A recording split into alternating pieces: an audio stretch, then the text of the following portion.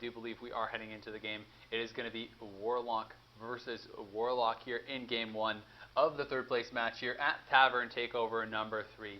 We have the connection to Pini here, and we're going to be hopping on in, and we can give you that view in the meantime while we do wait for the second connection. Yeah, so Handlock going to be the starts for both of these players, and it's been a deck that has kind of had some very, very different games. You know, in some spots it looks like Handlock is just absolutely unstoppable, but in other times it feels like it's just always one step behind. Yeah, and I mean, earlier in the tournament it was seeming like Handlock was getting the best of these Control Warrior matchups, but in the last couple times we've seen Warrior versus Handlock, it really has seemed like Warrior has just been crushing it. So, I mean, I think this first one is very important. But, I mean, Warrior's probably going to be a pretty good answer to Handlock for whoever loses. Yeah, I needed a glimpse at both hands here. We have Twilight Drake and Mountain Giant for Pini. Just a Mountain Giant for Dart right now. Second Twilight Drake picked up, so I got to think that the early advantage is slightly in favor of Pini in this spot, but Dart's certainly not short on the availability in terms of what he's got. He's got 2 Sludge Belchers even to follow up that Mountain Giant, so yeah, really high potential to stick he has the board. Potential to draw into to more answers as well here. Yep. I gotta believe it's Mountain Giant right here. Yeah. This is a turn where you're a little bit nervous about seeing something like Big Game Hunter, but what option do you have? You have to fight the Mountain Giant that's on the board, and really going through there. So yeah, and we're gonna have that graphic up for you for the signs in just a second. It's being thrown together, but yeah, should be pretty interesting. And I mean, I feel like this is, personally, if this were me, I think I would just be trading and dropping a Twilight Drake, but, there's some merits to some other options here as well. I mean, do you think there's any chance we see, trade it into 3/3, recombobulate it, something like that? I mean, that's definitely what he's looking at. Recombobulator, actually, it might be blinding him to the way some of these turns are going to be panning out, because I would like to see him develop the Twilight Drake, but if he's not developing Twilight Drake, something that's on his mind for sure is the recombobulator play. Or just Silence or Mortal Coil. Yeah, maybe that's influencing him to kind of weight himself towards the Recombobulator too.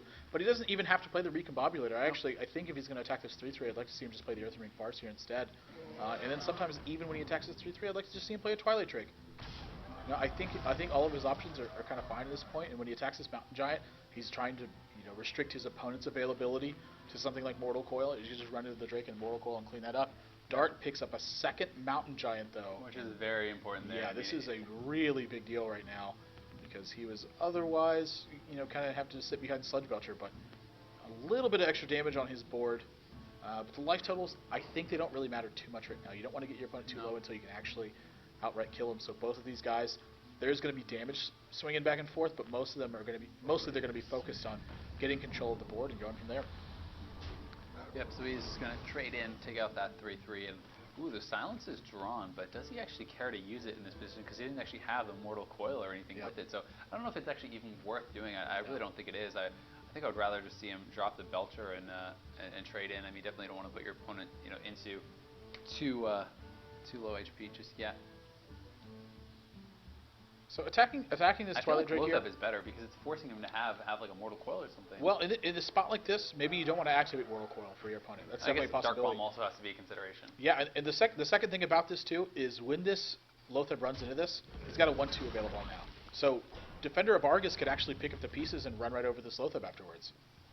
Well, it is going to be the Shadow Flame play to clear things up with that Ancient Watcher. So nicely done there, and I'm thinking this is just a pretty nice Dr. Boom turn. Yeah, I don't think it's getting much better than this. No. Really good. There's not too many situations in which it's a bad Dr. Boom turn. It's kind of what I'm discovering in this tournament. Really good recovery turns and really good pressure turns from both of these opponents so far. And it's going to be a matter of who's going to run out of gas first. But life taps available for both players and so many cards in hand. What's the best way to fight for board is really what they're looking at. No direct answer to this Dr. Boom right now. This may be one of the turning points of the game. Yeah, it's a bit of a tough choice. Because the thing is, if you don't trade your Lothar into the Dr. Boom, then there's a pretty decent chance that one of those bombs is going to land on your Lothar and give you that free trade. So, although it's not something you really want to do, I almost feel like you're kind of forced into it. It's certainly a tough spot because, he's looking at that Recombobulator too. Like, what can you get out of this 5 drop that ends up being super solid? Do you want to risk running into a Boombot and then recombobulating it first? Do you want to just go ahead and taunt up both these guys? You know, maybe you're going for face damage. I think what he's looking at is just taunting up the Drake and going face. But I mean, the fact of the matter is, there's a pretty decent chance of the boombots actually hitting you even behind it. So he is actually just going to taunt them both up. And will he in fact go face? He does. So we'll see where the boombots will land. Definitely got to be worried about Shadow Flame, I think, in this position. But you know, pretty fortunately, Argus is actually pretty nice as well because it does allow the bot to trade directly with that Loatheb. Yeah, this is also a spot where he's definitely going to great silence. too, Yeah. So really has kind of all the answers here. I mean, I think you silence it up. You Argus. You trade the 2/2 Boombot into the Loatheb. You trade your 1 damage 1 into the Drake if it still lands, if it's still alive rather. And I mean, you're allowed to do a lot of damage after that if you decide to go for it. pretty rough With stuff BGH here. sitting in hand as well, I don't think you're too scared about going face. But you know, it's going to be up to him if he actually decides to go for that. And is he actually just going to decide to taunt up that owl? That would be kind of interesting.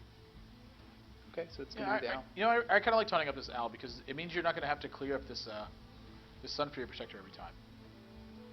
So yeah, and like just like you said, with the Big Game Hunter in hand, he's actually just going to go. Yeah, I imagine just go straight for face. It's just so much damage at this point. Especially because the bot's already hit it, so you can get 3 Molten Johns regardless. There's no reason to not go face. I think. Oh my gosh! Wow, go face. It's got to be face. It's 7 damage. Come on. Yeah. 7 extra damage picked up. Oh, BGH off the top is very nice. Wow. I mean, now he has the potential to BGH. He can drop a Molten. He can anti-Keel bot. That's a huge draw there. That's massive at this point. Gets a Molten Giant. Gets anti-Keel bot. These are the swing turns that you love. And I mean, without that BGH there, I think he actually just lost. Oh, you didn't have another answer for it. You know, you could taunt up behind it, but you know, you still got to be worried about Shadow Flame and things like that afterwards. So, you know, Dart's still not sitting in the worst position ever. He's got his own Big Game Hunter to handle this, and lots of ways to reinitiate the pressure onto Pini's side of the board. He's got more cards. He's got more life. He's going to have more board presence after this turn. You got to like his chances. I mean, I wouldn't mind just seeing you know, BGH come out. You could just deal with the big, like his trade in with your own Big Game Hunter. You know, trade into his same Big Game Hunter and just drop a Belcher. I mean, Belcher's pretty reasonable. I think Sylvanas would have been pretty nice play here as well too. But you know, either way, it's looking pretty good. Yeah, I think the Belcher's best here just because it protects your Big Game Hunter. Yeah. But you know, he's got Ironbeak Owl, but is that the answer he wants to be using? No, I mean, right especially now? with Sylvanas not having come down yet, it's kind of a scary position. Yeah. Yep. I don't like using the Belcher. I don't like using the silence here either. I think he should just develop his board position and hope for the best. Now, I mean, this does set up a decent Mortal Coil play if he does decide to go for that. And I think that's going to be the option here. Yep. Now, you know, Recombobulator just seems like how do you feel about this card? Because to me, it just seems like it's just being too clunky. I mean, I've seen it in a couple decks in this tournament. Not one time in the entire tournament has it yet been played. It just sits in hand. It does nothing. It seems like it, and it's. I'm not sure if it's just too small of a sample size to really make a judgment on it. But it just seeming like I understand that it can get a massive amount of value, but it's just seeming like one of those cards that's just not really consistent enough. It's just. I think this is just what's going to happen when you're fighting against people who are going to apply a lot of pressure to the board. Yeah. You know, it's tougher to get value out of situational cards. Do you think it's still worth having it? It's tough to say. You know, maybe. I mean, what are you cutting to put? Maybe that in that's the kind of edge you're looking for, though, is to try to set up one of those, just another little swing turn available for you against a tournament like this. Because when you're playing against people of this caliber, where's your edge? Yeah. What are you trying to accomplish? Maybe that's exactly what you need is something like a big recombobulator turn. Especially like Pini, this could just be like a testament that he's a little bit aware of the fact that he's a slight underdog to these players too. I mean, that's true. We've seen him make a lot of plays consistent with that line of thought as well, and he's been, kind of been falling behind in these positions. I don't think really it's recombobulator is the reason he's falling behind. I think it's just a matter of course not. I'm not blaming any losses specifically on that, but I'm just saying, if it's a card that you're having this much trouble getting into play, I feel like it has to be something that you need to start considering. What are you losing to get that in there? What could that other card have made a big difference? I mean, what if that was a Black Knight or something instead? If you're going to play with a tech card looking for a big swing turn like that, would something like a Black Knight not have been a better option? I mean, that's something that pretty much is guaranteed to get a lot of value in these games, especially with how many handlock mirrors we had. I feel like that would be a card that almost every time would get played and get value. Definitely true. just this game, it's it's sort of another tale that Dart is again. He just has so many options available to him. How do you feel about not toning up the owl there as well? Why do you think that is? Um, He played the owl deliberately after the Argus, and I just don't understand why. Because I mean, it's not like you would rather his ooze hit your 4-1 than. this may just be pressure getting to him at this point. Maybe he's already in that negative mindset where he's like, well, I lost 3 straight. I'm already losing this game. This may just be one of those spots where. It didn't seem like a rushed turn though. It seemed kind of deliberate, but I just can't understand a reason why he would do that. I don't really think there is one. Yeah, I think that's definitely a mistake. I mean, not saying it will come into play, but It likely won't come into play, but it's good to not have that sort of habit, is to be making that sort of mistake. and sometimes that 1 damage does actually matter. It does actually come A into spot play. like this, like say he drew Hellfire. Yeah, and I mean the thing is, it's like, if you siphon that up, you could actually have traded the owl into the Sun Fury, and in this position you're actually not able to. So it actually does come into play here. I mean, this should be a 3/2 owl that could trade with that, and it's not. I think he's going to find some recombobulator value here, though. We'll see how much value it gets, but yeah, that's actually he just had to lose his minion for free because of that. What's the best minion this could turn into? Oh, not going to go for it. Wow. He's going to continue to hold on. Decides he needs more value out of it. And once again, Dart. 9, 10 cards in hand. Another Molten Giant heals himself back up. And it's just every step of the way, Pini is finding himself on the receiving end of the pressure. Yeah. And having to find a way to deal with it in response. Look, this is something we saw early in the tournament. Was an Earthending Farseer on your opponent's face to prevent Molten Giants, and Dart's going to utilize that effect again. It's pretty rare that you see that at all, and to see it twice in one tournament so far. Keep tapping. I imagine you got to play this sludge, but it's so scary to play Mountain Giant onto a board like this. It's just going to get traded away. But this Sludge Belcher is just going to get run straight over too. It's buying him some time, but he needs a lot more of it. He needs Lando Calrissian to get him some more time, man. Yeah, definitely does. And okay, so Twilight Drake coming down here. But now Dart's he's facing a little bit of pressure at this point because he's down to 12. He doesn't have any taunts available. None of these are good Siphon Soul targets. No, I mean he does still have the anti-kill bot and stuff available. It's going to slow down his turns a little bit. Maybe this is sort of the recovery that Penny needed to get back in this game. I mean, we see Shadow Flame in his hand. Maybe he is just going to get just enough time. Very well may. I mean, both players still sitting with that anti-kill bot. We'll see what the turn is going to be here. I mean, it could just be an Ancient Watcher Shadow Flame turn. And follow up with the Twilight Drake. Or just play the Twilight Drake first, rather. Yep. Wow. Is he going to Shadow Flame his Sylvanas to steal the token? Wow. That's exactly what he's going to do. And this actually gives him a taunt, too. And 8 points of damage coming across. I really like this. It's a very aggressive stance. I think he can believe Molten Giant's not in the hand of his opponent right now.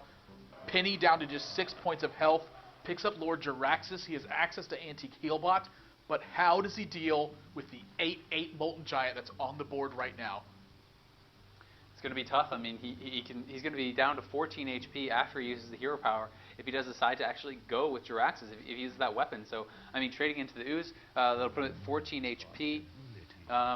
His opponent has the potential to deal 11 damage already with his own Jiraxxus plus that. I mean, he's got to go with Jiraxxus here, I think, because he just needs to stabilize with these 6/6 minions and the taunts afterwards. But this has got to be a scary position. Typically, I think the person who plays Jiraxxus first is at an advantage, but right now he didn't have a way to deal with this 8/8 Molten Giant, so not the kind of position he wants to be in. Dart's just going to respond with a Jiraxxus of his own. He's going to be able to put him down so low. I mean, God, he's going to be down to 3 HP after this turn. One more just whack with the hero power will do it. I mean, the fact is he has a Soul Siphon, Siphon Soul rather, to be able to get through a taunt. So he's going to need to get 2 taunts up here. And he draws Molten Giant afterwards, but he can't play it efficiently because he needs to taunt up 2 minions or he's dead. His max life total is 15 right now. So this Molten Giant costs 8 instead of being free. Can he actually? He needs to play Recombobulator and taunt that up. That's the only way he lives. If he only taunts up this, he loses because 7 Soul plus the attack. He needs to have 2 minions taunted up. Even then, he's dead. No, either way, he's dead, actually, because Soul Siphon, the 8/8 into 1, hero power will kill him. So that is game regardless. There is no play. I don't think that can really save him. I mean, this doesn't do it. And I guess he's going to have to recombobulate and pray that he gets could a get taunt. a Sludge Belcher off of the Yeah, recombobulator. I mean, that could do it. This is the exact spot where wow, he's just going to concede. He's not even going to reveal the recombobulator. Wow, I got to believe that control and make sure you don't make any mistakes. He queues Druid up into handlock, and this is a situation where I think a lot of times Druid was not favored versus handlock. But you've got access to Pilot and Shredder now. We know that Penny's playing Big Game Hunter. I believe there's also Black Knight in this list. This is a matchup where if he draws the right swing cards at the right time, it's going to see absolute domination in the Druid's favor. Sometimes it'll just feel like the handlock can't do anything. This hand, he's got a strong curve, but he doesn't have Innervate. He's almost certainly looking for stuff like Keeper of the Grove and for Black Knight and for Big Game Hunter to really get this game under his wing. Yeah, for sure. And I mean, he's done very well for himself with this Druid deck in general. He swept this series yesterday. Today it didn't work out for him. Already has 2 Force of Natures in there. And he does have a very nice curve. He can pick up the Savage Roar within these next couple turns. I mean, he has the potential to really turn up the heat. And that's something that you have to play around when you're fighting a Druid, even if they don't have it. That's the thing. You always have to make plays based on that. So sometimes you're actually forced into making suboptimal plays because of the potential that they could have that combo. Yep. You know what I mean? It's like, you're like, oh, well, it'd really be nice to say develop a Dr. Boom or something, but I'm at 14 HP or I'm at 12 HP. I need to heal here instead. Yeah. And you're developing something that's much weaker board position and things like that simply because of the position you're putting yourself in. Yeah, so the range of possibilities is really the bigger tell. That's one of the reasons why swing cards are so powerful. Is not only the effect they provide, but sort of the mental position they put your opponents in. You have to be afraid of these situations. If you play Mountain Giant and if it gets Big Game Hunter, you're going to lose. That's going to be in your mind when you're about to play Mountain Giant. It's something you're going to think about. It will change your play sometimes. Sometimes it won't, and you'll be rewarded at the times when your opponent doesn't have it, and punished so much when they do. Yeah. But that's part if that's the best play, that's the best play. Yeah, that's a risk associated with just playing the game. This is what makes Hearthstone so difficult. Pini, he's actually going to unleash his Shade here. Oh no, and the Dark Bomb is going to... I still don't mind unleashing the Shade here though, and the reason is because when you make this kind of play, it really sends a message to your opponent that you have something like Big Game Hunter in your hand. And look, like he's just going to Shadow Flame here. It's such good value. Wow, Pini gets a Captain's Parrot off of his Pilot and Shredder to compound the fact that he may already be in a defeated mindset. He gets Captain's Parrot. I mean, he's got to ignore the fact that the luck is not on his side right now. He's just got to move forward and clear that out of his mind. Yeah, he's still got a strong hand moving forward. I mean, Dark Bomb Mortal Coil is pretty nice. There is no big 4-drop threat, so this is definitely the obvious play here, and he'll get a little bit more card draw, see if he can pick anything up. But really need something like another Druid of the Claw, Spectral Knight. Yeah, Spectral Knight. Even Spectral Tiger would be Shredder. A fine. Yeah, Spectral Tiger would be a fine choice. He's not playing it, but a Spectral Tiger, Stranglethorn Tiger. How do you feel about just Innervate Dr. Boom now? I feel like you need to. Oh, well, yeah. I mean, Innervate was the perfect draw in this situation. I said Spectral Tiger. I meant Stranglethorn Tiger. See now, I'm taking influence from you. Spectral Tiger, the WoW mount would be pretty cool too. Hundreds and hundreds of dollars. Would be a great draw. Cost. Yeah. I mean. There you go. Even if you lose, you can just sell the Spectral Tiger afterwards. Yeah, and perfect. Yeah, make back all that money he lost, potentially lost on the match. Big Game Hunter going to swing this board again back in the favor of Dart, and I gotta believe he's only going to Sun Fury Protector this Ancient Watcher. Wow, he's going to Sun Fury Protector up Big Game Hunter. This is something we've seen a lot of people do, is just try to absorb a lot of damage. Pini picks up Innervate, and this time he doesn't have a threat. That's got to be one of the worst draws in his deck. It will allow him to double swipe this turn, but is that really what he wants to do? I think he's just gonna use his Force of Nature and try to clear that way. I mean, to me, you go Captain's Parrot into the BGH, and then you throw a bomb in there, and then you see where the first bomb lands. There's a lot of different ways to sequence this Force Nature too. I mean, if you think about how many different combinations of ways there is to do this, yeah, I mean, there's a ton. But that way you're guaranteed not wasting any damage. That's what I kind of like about it. Because any other way you can lose damage. Because the thing is, if you trade this into that and then you get a 4 on the 4/2, then you're wasting damage. If you get a 4 on the, you know what I mean? Gosh, I gotta like the swipes here. Okay. I think. Just double swipe, you think?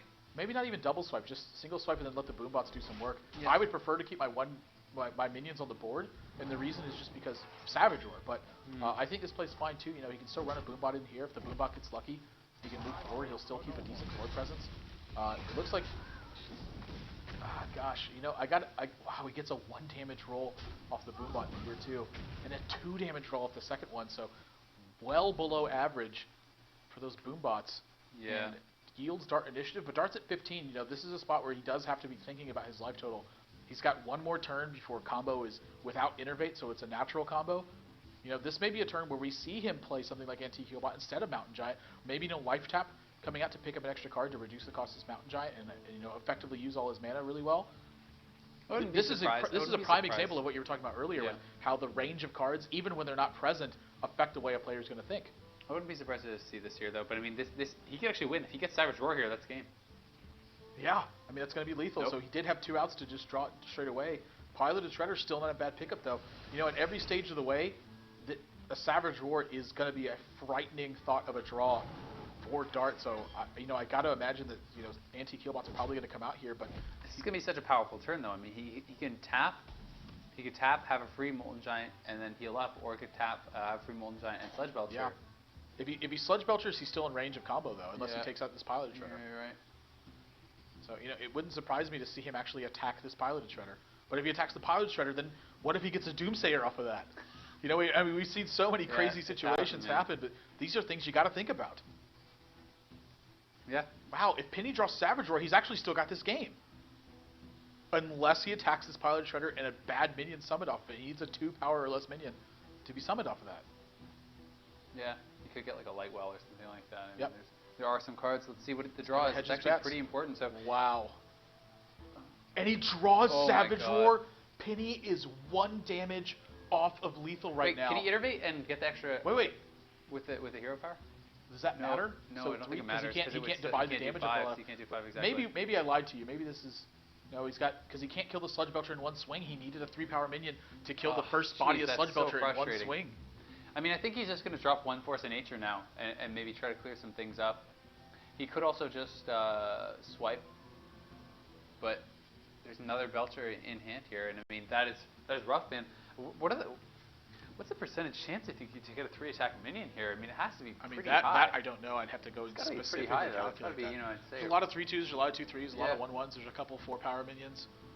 It has to be at least 30-40% chance to get it. I don't know. I'd have to actually. You know, that's something I want to see. If one of you math guys out there wants to go and figure that out and then tweet it at us, use the hashtag Tavern Takeover at @ZailWow, at PVPLive, at That's Admirable. I'd really appreciate that because I would love to know what those numbers are specifically.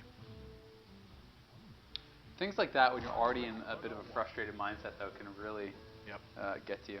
Yeah, I mean, I can't discredit him for swiping here. I probably would swipe as well, and then he's got to use the Force Nature afterwards.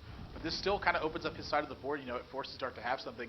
We can see that it does, but this is Penny's best chance to win. Yep. I think is making a play like this. He's not out of it just yet. We'll have to see exactly. Oh my God! Does he not finish his turn? Wow. Oh my gosh! Long. The animations. He missed 2 attacks. Oh my gosh! The animations absolutely crushing Penny's ability to make sure he finishes this game. I don't know if it makes much of a difference because, again, Dart's just got so many answers in his hand. Oh my God, man. But that's got to be a bad feeling. That's horrible. Yeah, that's got to be game. Pretty much. Alex draws himself back to 15. And it's a token if that token wasn't on the board... That would have forced a Sludge Belcher at least. Yeah. I mean, it could change the game somewhat. Picks up a Keeper of the Grove. The Keeper of the Grove is going to have to get attacked here as well, but...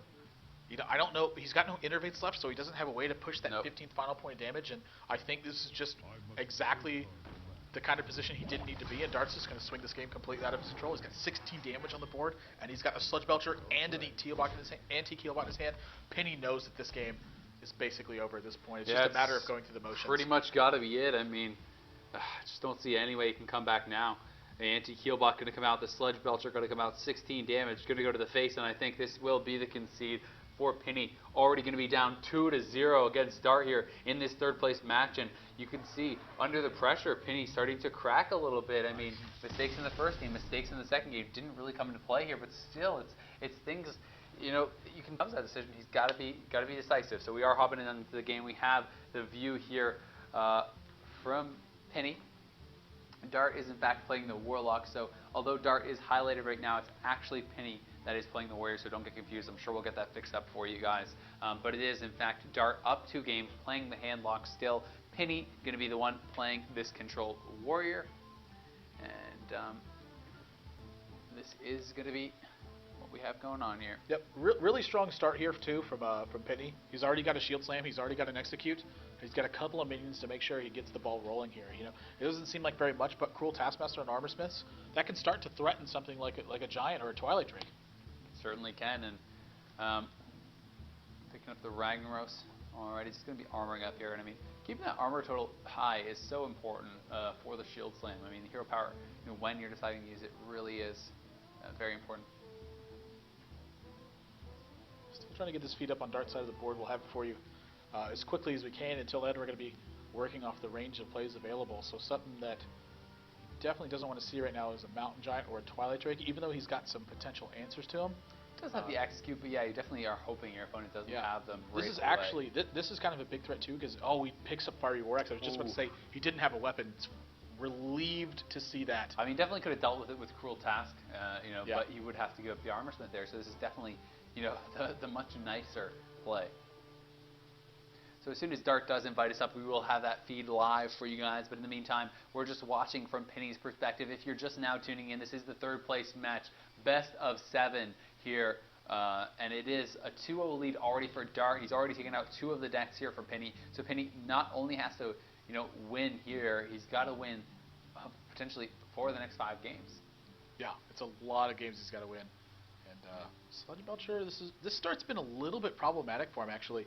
Dart has slower of a start, but the fact that his start was slower actually kind of applying more pressure given this specific hand range that that Pini has. You want to execute. You're right. Know. I mean, this is like an absolute terrible target to use an execute or a shield slam. Not a shield slam either, especially because you don't even have the armor, like the proper armor for it. I mean, you could Cruel Task it and then armor up and shield slam to finish it off, but kind of gross. I think it's just going to be weapon, Armor Smith, Task to finish it off, but not ideal.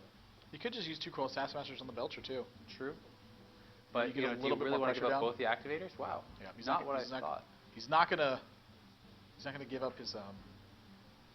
He could have kept his Armor Smith alive by just Cruel Tasking to finish that off. Yeah, he could have, but I mean, it's going to be threatened straight away by this 1/2 slime. But then you get an additional armor, and it's forcing him to attack into that. And now this is threatened by Mortal Coil and stuff. Sure. Is that just not? He might have been trying. He might have been trying to avoid Mortal Coil this turn, just hoping his opponent was going for his face instead. But you know, some minor sequencing stuff. Again, you know, it's just sort of. But that just seems to me like I mean, there's Mortal Coils available here anyway. Yeah, I think he's just kind of hoping his opponent would have an oversight of that. Yeah. You know? Well, there's going to be a Dark Bomb and just Earth Ring Forest here coming down. So still waiting on that feed. We'll get that for you guys as fast as possible. Dustbite, pretty good draw here. I think he just needs something to get the ball rolling here. Yep. And going to be getting Dart's feet up in just a second. We're going to get a glimpse at his hand. Loading in now here. Yeah. Again, his start has been so slow. I'm curious if he's been holding stuff or if he just hasn't had the options for it. He just did pick up a Mountain Giant, so he has the Mountain Giant, 2 Molten Giants available as well. BGH in hand. Pretty hefty hand. Yeah, I got to believe he wants to start tapping every turn, and kind of consistent with his gameplay. And I think he's going to play this Sludge Belcher here. You know, Mountain Giant's going to get cheaper the more cards he gets in his hand. So next turn, this Mountain Giant available for 3 mana should he choose to life tap. Yeah, I mean, the fact of the matter is, if your opponent doesn't have minions down on the board, the Acolyte is definitely a nice draw there. So that is going to, you know, get him a couple draws for sure. I got to think Cruel Taskmaster is going out of this Acolyte too. He just needs he needs more gas. He needs to keep his life total healthy. He needs to have options available. You know, we talked about Warrior in some of these earlier matches, and he's actually going to choose to not use Cruel Taskmaster here. Maybe favoring to save it to activate that execute, so I can't blame him for that. But I got to think that picking up cards is something you're very concerned with. Yeah, I mean, especially just given the plays that this Warlock has had. I mean, it just hasn't really been the nice answers that you'd like to have. I mean, when stuff like Sludge Belchers and Earth Ring Farseers and things are coming like down, you want to answer those with minions. You don't want to answer those with your shield slams and your executes and things like that. You really want to have those available to be able to, Look at this. Dart is going to fill up Pini's hand to try to burn a card. And favoring getting his own Mortal Coil draw as well. This burn could be actually really important. Yeah, it's going to be really important. Let's see what he... It's Sylvanas! And that card is massive. Wow. That's got to hurt. You know, this seems like a pretty decent brawl turn for me here too, but again, I can't blame him for wanting to go with his execute instead.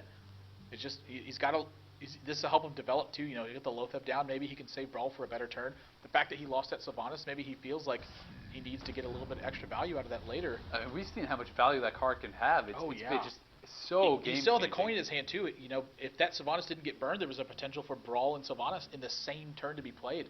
You know, Sylvanas hasn't been 5 mana for a long time, but that used to be one of the best plays that you could have.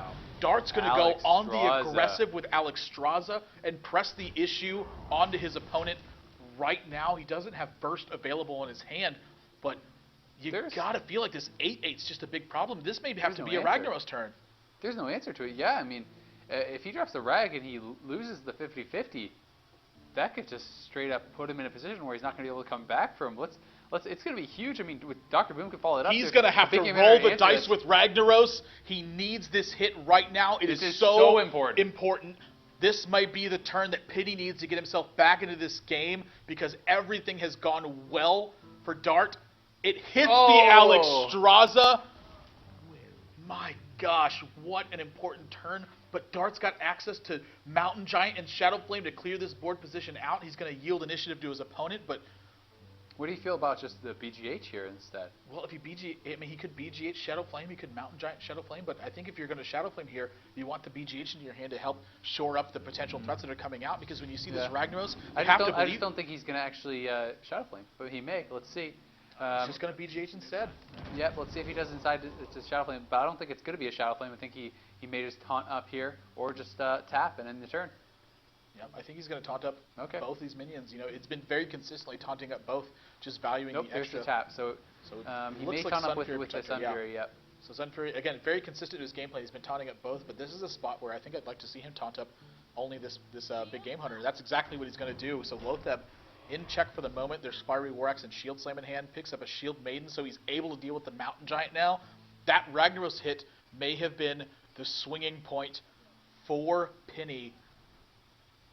So much gas in hand, but you have to feel that if it missed, it simply would have been game. I mean, it could have been BGH plus Dr. Boom, and how do you answer that kind of a board when he would have been to such a low life total? But a massive swing there for Pini. You know, he's taking some control onto the board. He gets a huge value Shield Slam. He has the Ragnaros hit land where he needed it, and you know he's right back into this game. I gotta believe this is Dr. Boom. I agree. You know, you think about how much damage on the other side of the board. You've seen both Cruel Taskmasters, so Grommash is only available for 10 damage instead of 12. You know, I don't think he's expecting Inner Rage to be in his opponent's range ever. And you know, that card used to be played a lot. And, at times it pops up, occasionally. But there's the Clowny, like the Inner Rage on the Worgen Wind Fury deck game. Oh yeah, that deck was good for a while. Yeah. What is the card even called? The 3/3 Worgen?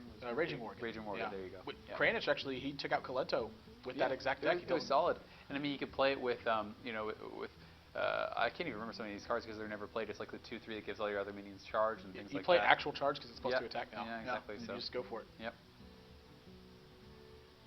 Few answers here available. Wow, is he really? Yeah. Is he gonna brawl? Yeah, I mean, I like the brawl here. It's just so much pressure from your opponent. You don't have an efficient answer to what's going on the board. Let's see how it turns out. And oh my God, are you kidding me? He wins the brawl. And a 1-2. Wow, are you kidding me? Pini getting all the luck in the world right now, and that is the kind of stuff he needed to turn this game around. I mean, just brutal, winning the rag shot, and then that brawl was just ridiculous. It was a 1 in 5. 20% chance. I mean, 20% of the time it works every time. But I mean, the 1 in 5, and then on top of that, how the bombs landed, a 1 in 2, both hitting him, it's just ridiculous. Still Molten Giant on the board, and he doesn't have a direct way to answer this right now. He can use his Fiery War Axe. He could spend life total. Yeah, this is going to shred his armor though. So he's going to execute, and I imagine he's going to play. He's probably going to play Sylvanas or Dr. Boom after this. Well, he doesn't have Sylvanas, so yeah. I'm sorry, Alexstrasza. Yeah. So it's going to be the armor up, but now the pressure again back on Dart. Dart's got a Shadow Flame available, but he's at 7 cost on the Molten Giant instead of 6, so he can't blow it up directly with that. The problem is, it's like he's running out of threats. I mean, you use a Molten Giant for a Shadow Flame, your opponent still has Alexstrasza, he still has Grommash, he still has a lot of gas in the tank, and you're starting to run a little bit dry. Yep, I gotta believe he's gonna taunt up these Ancient Launchers and hope that can fend off this board until he can find what he needs to again apply the pressure right back. But a couple lucky moments, and Penny's found himself in what I would consider a pretty big advantage right now. Yeah, no kidding. I feel like it. I mean, jeez. Siphon Soul's not a bad one, but I mean, I still got to think that taunting up these Ancient Watchers is best. Well, that is going to be the play. If one of these Boombots hits in space too, he's going to have access to Molten Giant and Siphon Soul next turn, so I think it's something he's looking for. Iron Juggernaut comes into hand, oh my God. and if you look at Dart's deck, he's only got 6 cards left, so every single draw is a potential for 10 more damage. This if he could, puts that Iron Juggernaut down. This could actually be game over right here. If Boombots hit the face for the correct amount of damage, and he draws into it, so, I mean, not going to happen now, but... I mean, it could still be a lot of pressure coming out, getting some poor Boombot rolls. But gosh, I mean, I gotta believe that Iron Juggernaut's still like a really scary position for your opponent to be in. I'd like to see the shield block first, but you know, what play are you gonna make other than the Iron Juggernaut? This is really gonna force your opponent's hand. Bouncing Blade, very nice as well, could really answer, you know, the final threats that his opponent has available. I mean, Dart, he can't life tap in a position like this, I don't think. He can't. How does he answer this board? I mean, I feel like he has to use a Siphon Soul. I think it's going to be Drake. Oh, yeah. 2-3 in, Siphon Soul to 6-5. He's got a Siphon. What he wants to happen is he wants to draw this Burrowing Mine on a turn where he's going to drop him, where he can Jiraxis, so he can get the Molten Giant out and Jiraxis. So this 2-3 is going to run into Dr. Boom. Siphon Soul is going to take out Iron Juggernaut. He's got a little bit of initiative on his side of the board. The hand from Pini right now is stacked to the brim with threats, but you know, can he make effective use out of these threats right now? He doesn't have a way to really activate Gromosh. And Bouncing Blade, going to be able to clear out this Twilight Drake if he wants. I got to believe that's where he wants to be, but probably a shield block first. Yeah, may as well shield block first. He's just going to go for Alex Strauza. Oh my gosh, no he's not. Okay. Whew. Yeah. That was one of those turns. Wow. Oh, he picks up Death Spite too, so he's going to have Activator for Gromosh next turn. This Twilight Drake's not going to be here. This is a really important turn now for Dart. I actually think he needs to draw the Burrowing Mine right now. Yeah. Even if he does, though, he's dead. He actually can't play. He can't play Draxus. He doesn't have a way to taunt. He doesn't have a taunt, so he needs to tap into a taunt or he's dead because you know the Death Spite plus Gromosh is lethal even if he did Draxus. So why play the Molten Giant first? What's he doing? I think he's just going to play Sylvanas along with it. Well, then that's game. I don't think that he thinks he has a way to actually play around it right now. Does he even have another taunt in his deck? He maybe has one more taunt. You know, the Sludge Belchers got used, Sun Free Protectors got used. I think that's what he's thinking about. He doesn't pick up a taunt, and that's actually going to end this game. Pini has got lethal. Just a few lucky moments from Pini leads to an astronomical lead. Granted, he only has a few cards left, but he's got the exact cards he needs. He's so deep into his deck. No surprise to see it at this point. This may be the turning point for Pini right now. I think that game he played it much better than we've seen in the past. You know, maybe he's kind of realized he's been making these small mistakes too, and he's taken a deep breath and gone, you know what? This match is still for $500. There's still some pride on the line. This is a match that I need to win. If I keep thinking, I actually like going Mage here, and there's two reasons why. Number one, the more I thought about it, I liked it. It's a deck that he's really comfortable with. You know, he mentioned it was his favorite deck to play with. So, in addition to wanting to showcase it, I'm almost certain that he's got more experience with this deck. And then secondly, when you took a look at the Just Saying match and the Dart matchup, like you said, you needed so much knowledge. It was like a really high-level game where they were both very familiar with each other's lists. So it was really difficult to kind of navigate through a lot of those scenarios, and kind of both of them unwilling to blink in that matchup and kind of go forward. So. Yeah, and I just feel like Pini, it's very unlikely that he has that same level of experience in this matchup because these guys are practice partners, and it looked so hard to navigate that matchup. You know, even as someone who's probably played it, you know, dozens of times. So it's got to be extremely difficult. Yeah, because like you said, it's just I'm not going to not to knock on Pini here, but Just Saying is definitely a better player than he is.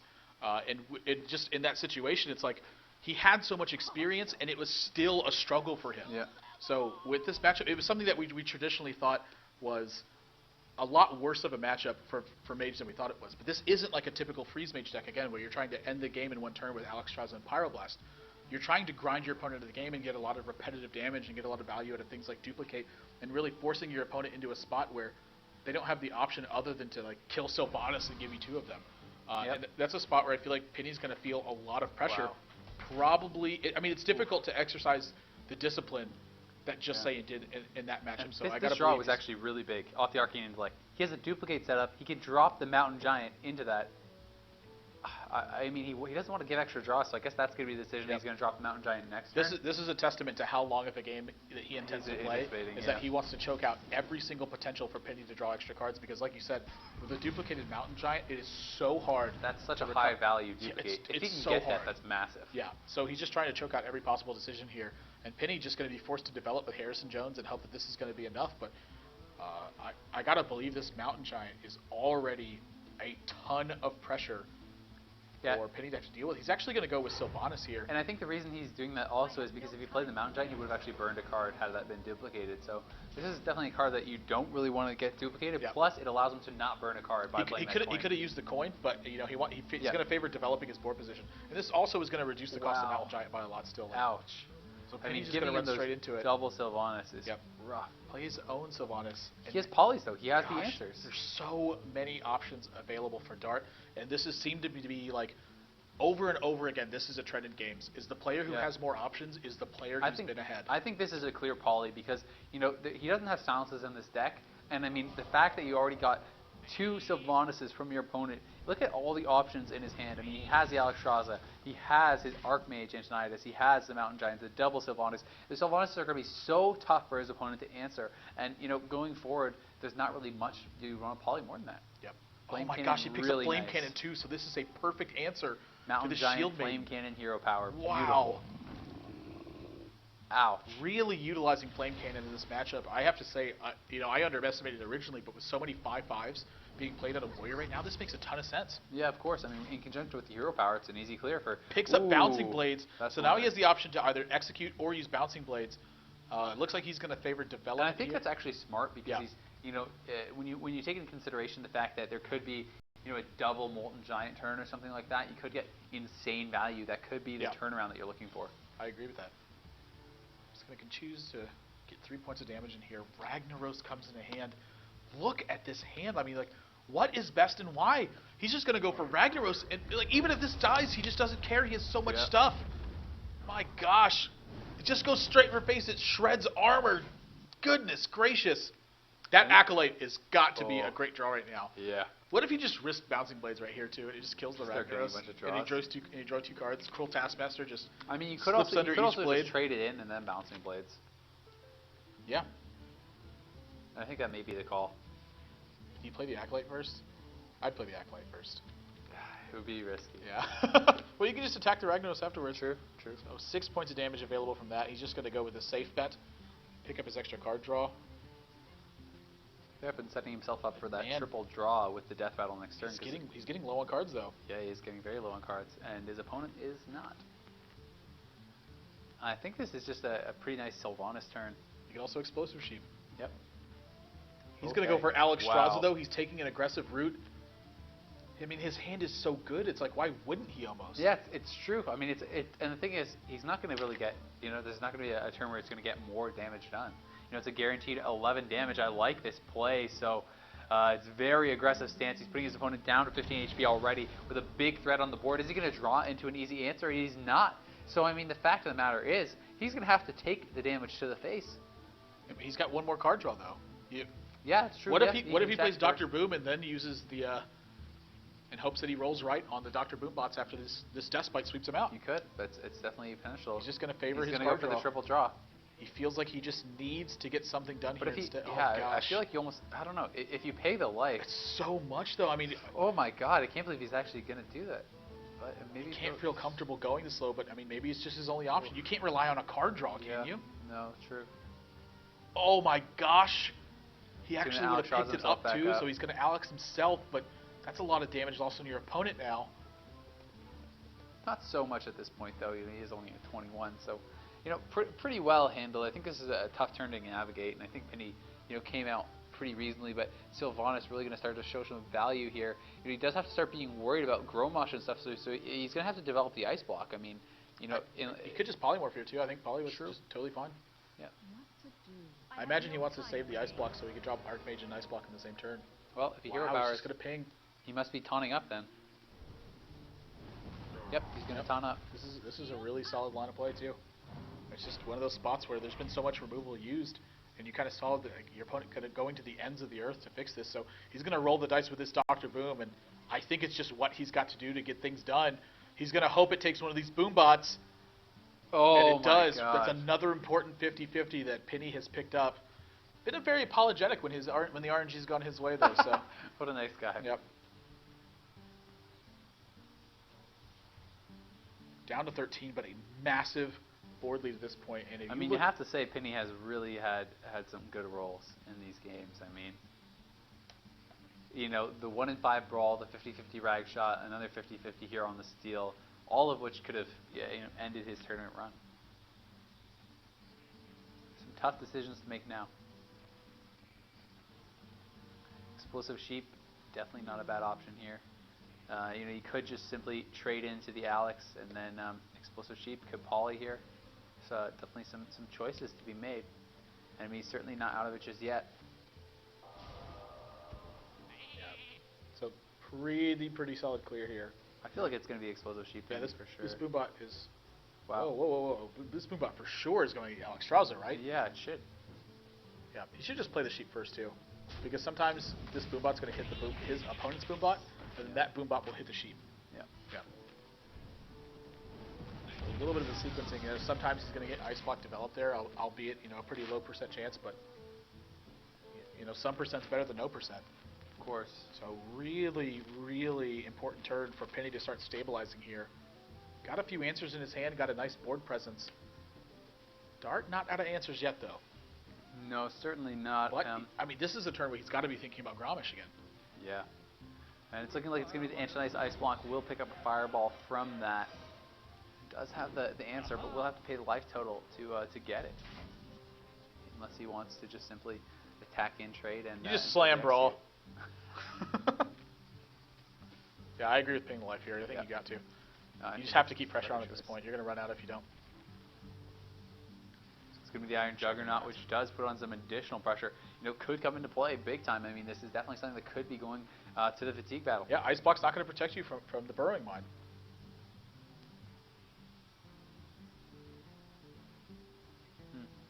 Another tough turn from Dart. Definitely getting pretty scary. I mean, Sylvanas and taunting it up wouldn't be too bad here. Well, how do you feel about just Sylvanas, Mad Scientist, taunting both up? I think it's fine. I mean, you don't want to take extra damage at this point. Again, the burrowing mine's in your deck, so I mean, you just have a clock on yourself at this point. Yeah. Dart's got 11 cards left in his deck.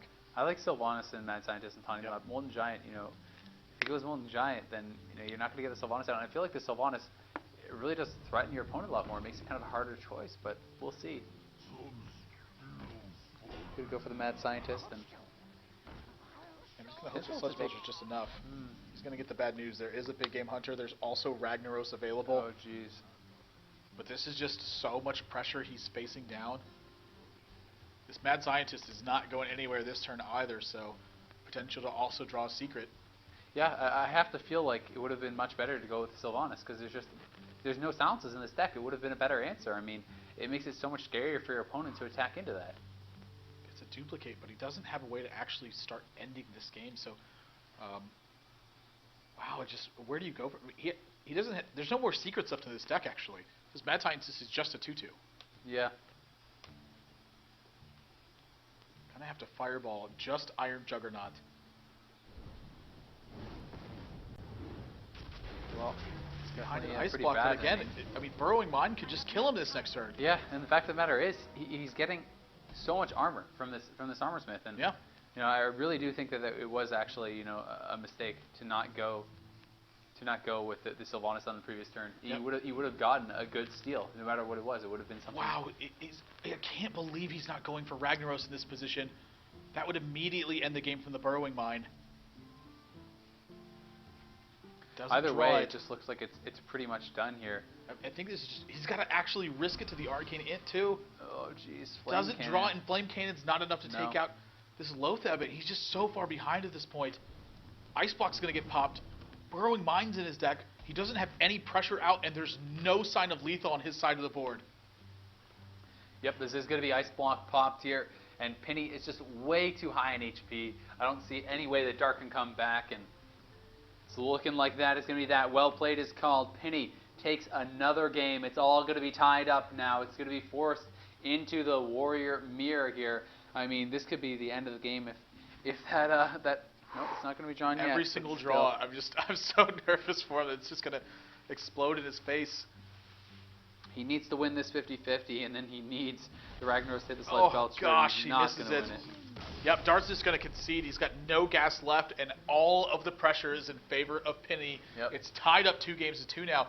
Pini is looking so much better, and to make this bad, but we're going to be heading into Game 5 here now between Pini and Dart. Just, my gosh, it's got to be so bad for Dart in the position like this. You have to feel like you needed the last two. You had 2 chances to get your opponent to unlock first. Yep. You failed on both of those. We talked about Pini being under pressure because he was losing on a big losing streak.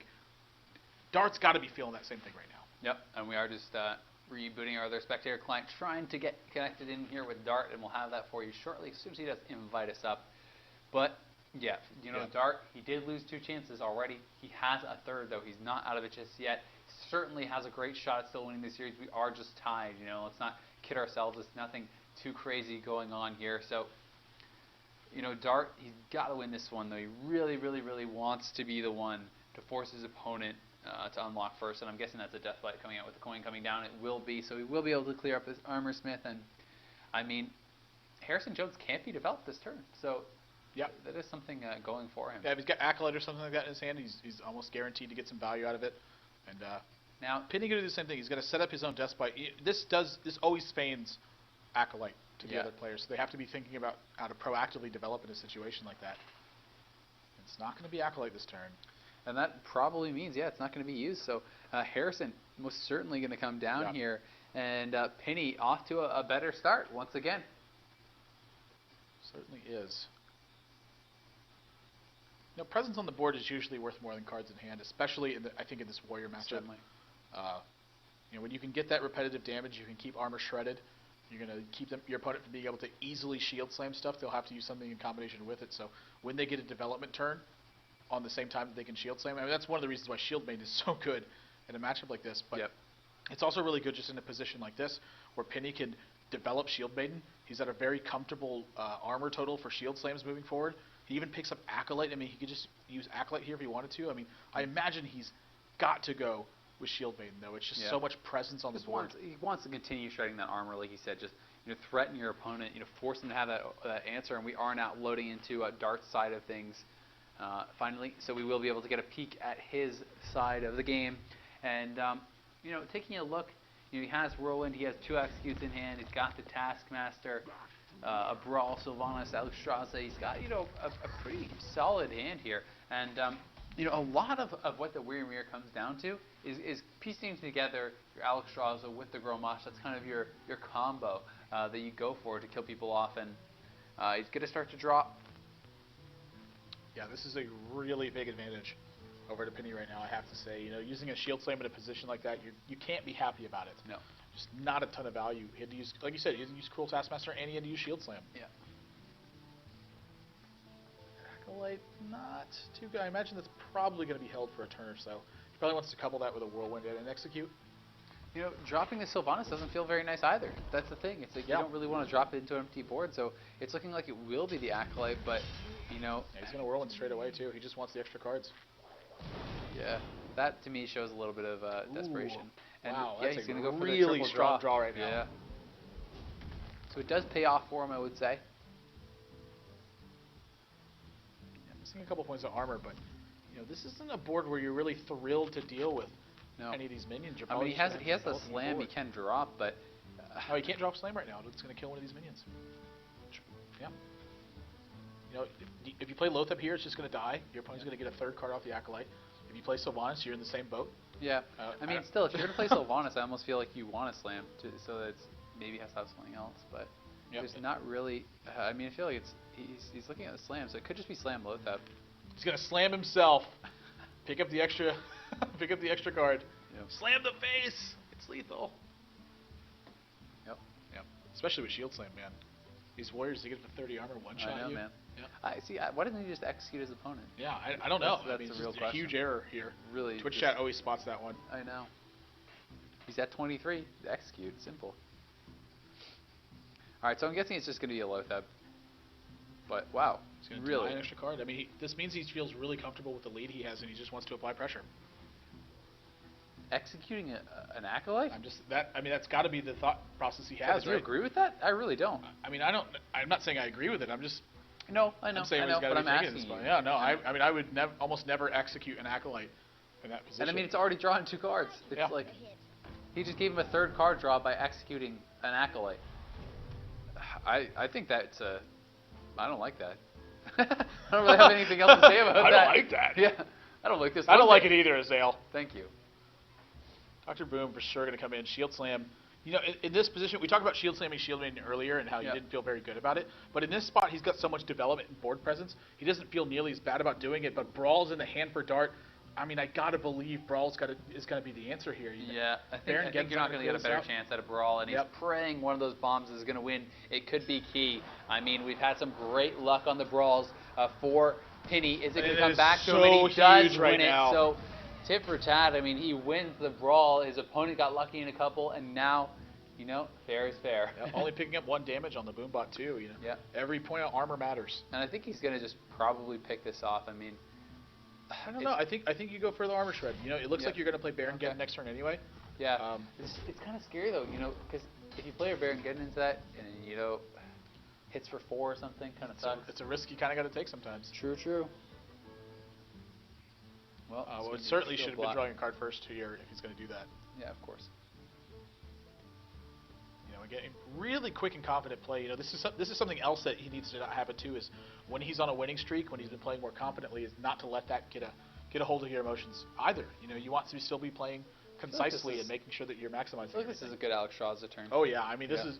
I don't see a better one. It's just like, no, and I mean the scary part is I'm looking across the board, and I mean there's a lot of answers. There's Shield Slam, there's Ragnaros. I mean I think it's going to be. Do you think there's any chance that he just even steals it?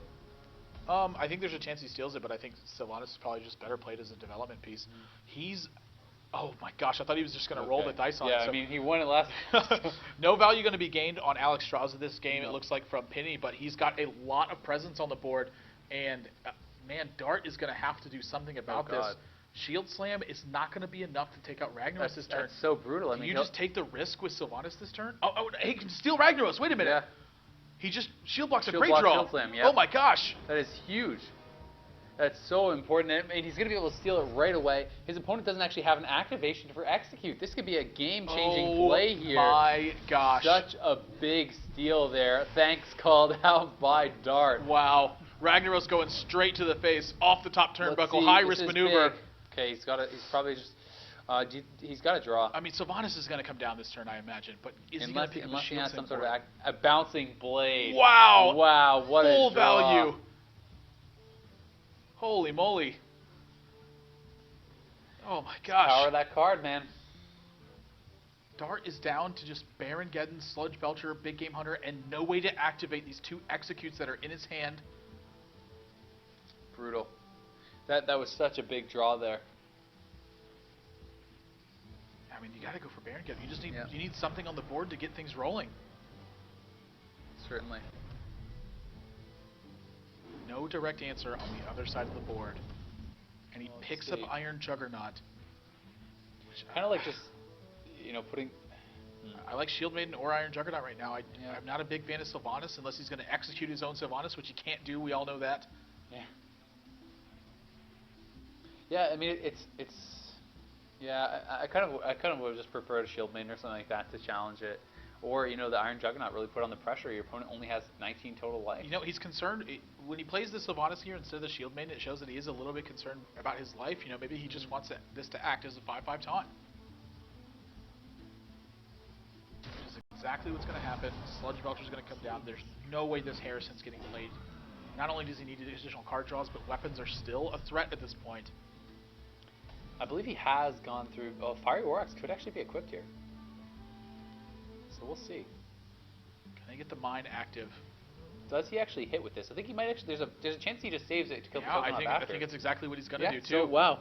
He may not actually swing, and he can get a double card draw. This could be, you know, the kind of help that he needs here. Each card draw, though, really scary right now because he's got the Burrowing Mine in his deck. He has to take the risk. Shield Maiden. Nothing Whirlwind. yet. He's got an activator Whirlwind for his execute. execute now. I feel like you kind of have to. You're gonna play the Armor Smith first, I think, for sure. Then. Yeah, of course. Maybe I don't know. Maybe you don't want to give your opponent availability to execute. Maybe you just want the health on your minions. Like, is the 4th health? Gosh, this is so rough. Definitely a tough decision to make. If you're not gonna execute this, then do you think you drop the Armor Smith? It looks like he's not going to. I'm surprised he's not going to drop the Armor Smith if he's not going. He may still just drop it afterwards, though. Favoring the health on a minion like that is not a bad idea. No. He's going to give up a couple armor for it, but not going to decide to drop it anyway. Maybe he doesn't want to weaken his stance into a brawl or something like that. Well, there's the activation for Gromosh. Wow, really? I mean, he just doesn't really have much left. I mean, he may feel like he's that's going to get executed up. Do you prefer? Gosh. Do you think I like execute more than BGH? Shield Maiden is going to be. Gosh, I don't know. I think you got to use the execute simply because. It's already activated. Yeah, it's already activated. So why not? And I imagine the Shield Maiden's going to come down too. So much pressure is on to Pini right now, and he just doesn't have the answers. I feel like you need to play it though because. Reducing a chance of a brawl or something, should you just hold it? Do you think you need that extra threat down there? Now that Gromosh has already been playing, you see the desperation from your opponent. I mean, what threat are you really under? Do you need to play that card this turn? I don't think you do. I think it's totally reasonable to not play it. Oh, he's going to choose to forego the Shield Maiden. I think it's completely reasonable. Force your opponent to deal with what's already on the board. Gosh, he's still thinking about it. It's consistent with the line of play last turn when he didn't play Armor Smith. Yeah. I think it makes a lot of sense. I mean, I kind of agree with it. We'll see if it does work out for him. Second Cruel Taskmaster, so he can actually start to answer this board now. He's going to choose the Shield Maiden first, and then he's got to execute this Harrison. He just needs the extra body on the board right now, doesn't he? He's going for bigger value. Wow. He's just going to hope that Harrison takes out this Shield Maiden straight away. Ragnaros gets drawn. What a hold on execute, but there's still so many threats on Dart's side of the board that are available. He's not even going to go with Ragnaros' turn. He's just going to develop Shield Maiden and try to force his opponent to deal with that. His armor is just getting higher and higher and higher. We still have to remember the mine is still in there. That is going to be drawn probably pretty soon. If you could check the cards, that would be great. Acolyte comes out. Does he dig? There's only 5 cards on his deck. I mean, he's going to dig. And what is he looking for here when he is digging? I mean, this could easily go to fatigue, and we'll see. I mean, he's down to 4 cards now, picks up the Fiery War Axe. That is going to allow him to take out the Ooze at least. I mean, imagine he's not even going to execute this. He's just going to keep waiting. Very patient with it, and it's so important to be right now. He knows his opponent still has Ragnaros and Gromosh in the deck. Double Armor Smith, wow. These are tough decisions to make. I mean, the armor totals are so high. I think you got to go with the Armor Smiths first. Yeah, I like the Armor Smiths. I mean, at this point, like you said, it's just going to become such a grind that every single point matters. And putting your opponent 1 point closer to fatigue by giving them the extra card, what cost is that at right now? Since you have so many answers in your own hand and so many of your own threats, like I don't feel like you're going to be pressured that much at all. This is easily going to go to fatigue. And since you have the Burrowing Mine in your deck, you want to make sure that you're just maximizing BGH, every little point you can get. Draw though there for Pini. He's got to deal with what's on the board first. So Cruel Taskmaster going to take out going to take out this Shield Maiden. Maybe I spoke too soon. Does he brawl here? He's going to brawl. He's going to brawl. We'll see if he's actually going to be able to win this. Pini has had 1 in 5 brawls before. This is going to be a key part of this game. Let's see if he's going to be able to come out on top in yet another brawl here. It is not going to be the victory. Oh. That's painful. He's got to take 5 more damage. And again, we mentioned every point of fatigue mattering right now. So he's got 10 points in his opponent's deck via the Burrowing Mine, but he's got to draw He's actually first. Basically 1 life ahead right now if you count the Burrowing Mine. Yeah. But Fiery War Axe draw, this is going to apply more pressure. It may just be the Ragnaros play, which is going to get BGH, but he does have the Fiery War Axe to answer, so, not bad. And he knows his opponent doesn't have Harrison, so, totally reasonable. I think you got to favor armoring up here too. I mean, you're getting so close to the fatigue point. That I think you really do need to armor up every single turn. I mean, he's a Fiery War Axe next turn regardless. It's not like he needs to develop it this turn. Wow, he's looking at Gromosh. I don't mind Gromosh is actually a decent answer because he's saying, okay, it can't get BGH'd. If he doesn't have an activation for an execute, he's not right in this case, unfortunately. He knows the shield saves are gone too. Yeah, so I mean, This is actually, it's pretty smart. It's not going to work out for him, unfortunately, here because there is the activation. I think this is fine, actually, because, yeah. you know, he pulled a cool Taskmaster out of his opponent's hand, so his opponent's just missing one more thing at this point. Very true. And there is the easy answer. I gotta believe this is the Ragnaros turn. Yeah, you have to think so. Is BGH to answer? Burrowing Mine gets drawn, 10 armor gets shredded.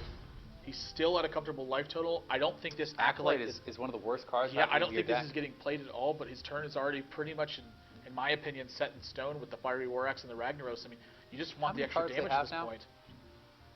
Just so tough to be in. 2 cards and 1 card left here for Pini. So, I mean, they're pretty much down to what they have to win with here. The problem is, I mean, okay, Fiery War Axe cleans up the Taskmaster. Ragnaros gets dropped, shreds 8 armor. That puts him ahead. It is going to get cleaned up, obviously, by the BGH. And then, you know, we're going to have to see the BGH played. And it just looks like Dart is just playing ahead on the Fatigue War. That's what it looks like to me, too. You know, we have to see what the last card is in the deck. I don't actually remember what this last card is. It's so important right now, though. Has to be a good one, or he's just simply going to lose the Fatigue. Yeah, straight up. He's not going to have the answers to apply pressure. It is a legendary. It's Alex Straza. Wow. But, I mean, this is getting 0 value right now, unless you want to hold. Wait a minute. Can he hold this for the Fatigue battle and heal himself back up for enough to make the difference? That might actually be the card that he needed. We'll see what the last cards are here for Dart. Dart's got 1 card left after this one. Sludge Belcher. Sludge Belcher There's actually such a high chance of him just playing the Big Game Hunter for damage now, too. Unless he's actually counting the cards and remembers the fact that there is still, you know, an Alexstrasza available. Wow. He obviously knows Alexstrasza in the deck. He knows it hasn't been played. Yeah. It's just how much attention is he playing. And I think the fact he didn't play it says he actually knows that's the last card, which is really impressive here. My gosh. I don't think going to win on... I don't think Pini can afford to hold this. He's going to take too much damage from what's on the board. Dart has it with the BGH. With the hold on the BGH, such an intelligent play. He's got play. this locked. His last card's even Dr. Boom. That is going to do it. There's no way that he's going to be able to recover from this situation. He knows the second card isn't Brawl. Or he knows the last card isn't Brawl, rather. Not a second Brawl. My gosh, just such discipline exercise from both of these players here, I think. And it's just, at the end of the day, the way the cards panned out, it just wasn't going to work for Pini. It just wasn't in the cards for Pini. Even despite the 10 extra damage that he got from Iron Juggernaut. And the bouncing blade that takes out the Ragnaros from full HP.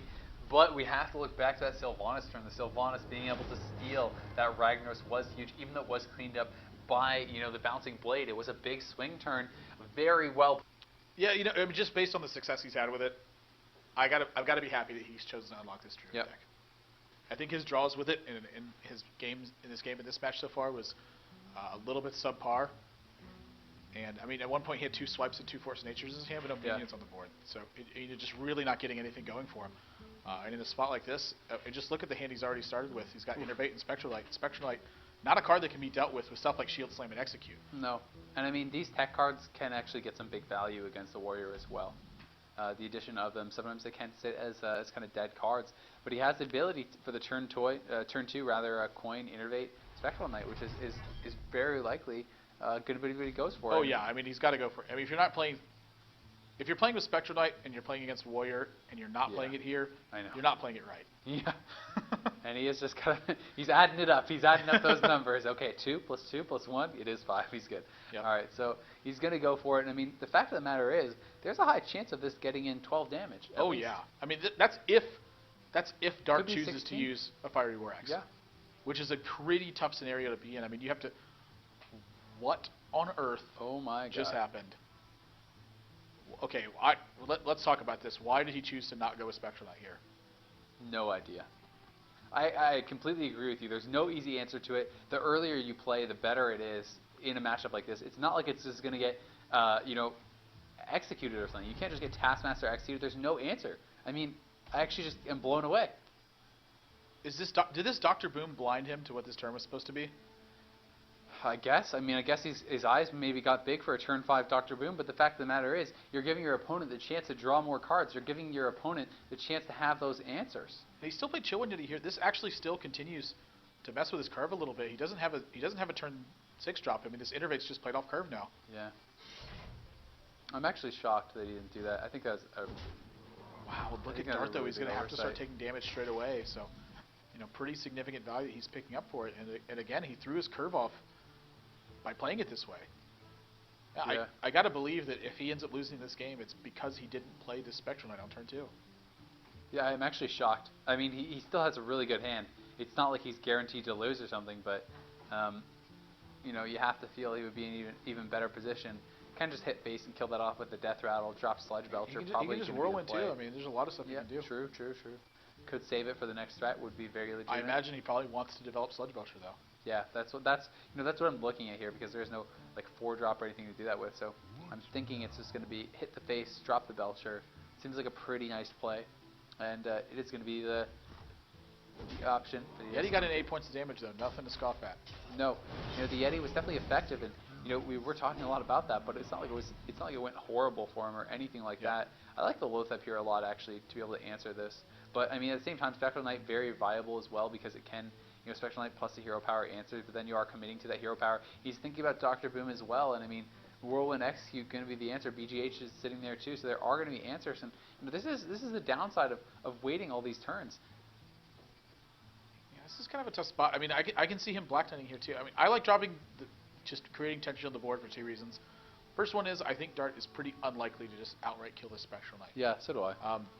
Now that being said, you look at his hand specifically, he's got Fiery War Axe. And the fact of the matter is there's a high chance that he avoids it with his Sludge Belcher, which opens it up for an on-curve Black Knight that you can have that's exactly what Pini's looking for here. So Dart may be picking up on something like that, but doesn't look quite and like if he drops a Shield Maiden, I think that's going to be the answer. I mean, if he equips Fiery War Axe, he's going to trade. There's still a chance that if he drops his Shield Maiden, that he does run this Sludge Belcher, and I'm not going to put it past him. I'd be surprised. I think if he was going to do that, he would have gotten the Fiery War Axe on.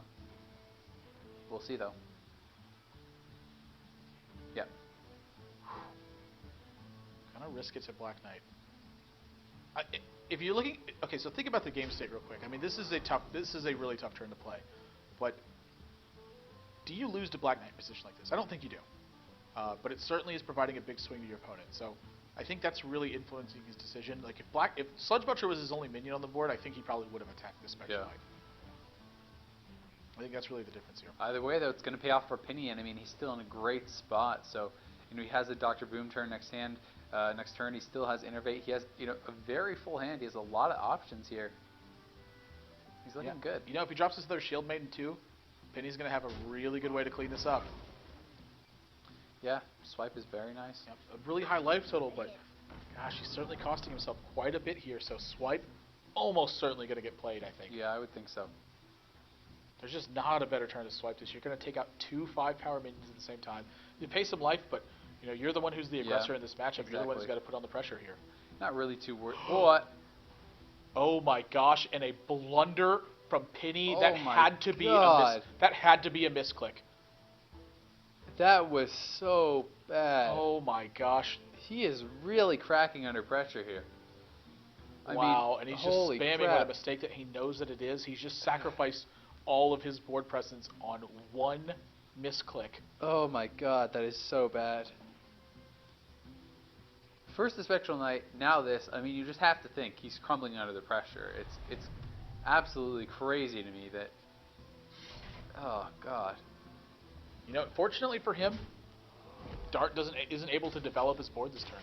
I mean, you got to look at the bright side of something after a mistake like that. I mean, the thing is, he's honestly very lucky that he's still in this game after that kind of a result. Like after what has happened, you know, he's lucky that his opponent hasn't just had amazing cards and just been able to, because in a very, very close game, those 2 turns 100% would have just decided it. You know, he's had amazing cards, and his opponent really hasn't had, you know, the best curve, the best answers. So the fact of the matter is, you know, he's still in it when he's actually pretty far ahead. Yeah. If you take a look at what's happening here, I know, Alex Strauss is so likely to get developed, and he's just got Big Game Hunter waiting in the wing for him. It's crazy to me that he is still in such a good spot. Yeah. But just Dart missed that 1 turn of development. Yeah. This is ridiculous, but anyway, Alex Strauss is probably going to come down here. And, I mean, it's possible that he wants to go with the Gromosh. I mean, do you think there's any way he just Gromoshes and trades? I think it's really unlikely. No, I don't. Yeah. I think he's going to look for lethal next turn. Yeah, so do I. Yep. Which is something that he does have to be worried about a little bit. Mm-hmm. You know, I mean, I certainly would be attacking with this Fiery War Axe in this spot. You got to apply pressure to your opponent. in a situation like this, I mean, you just don't have much else going for you. Especially once this big game hunter comes down. Yeah. Yeah, if he doesn't attack here, this is just, I think it's just outright a mistake. I think he's got to go for it.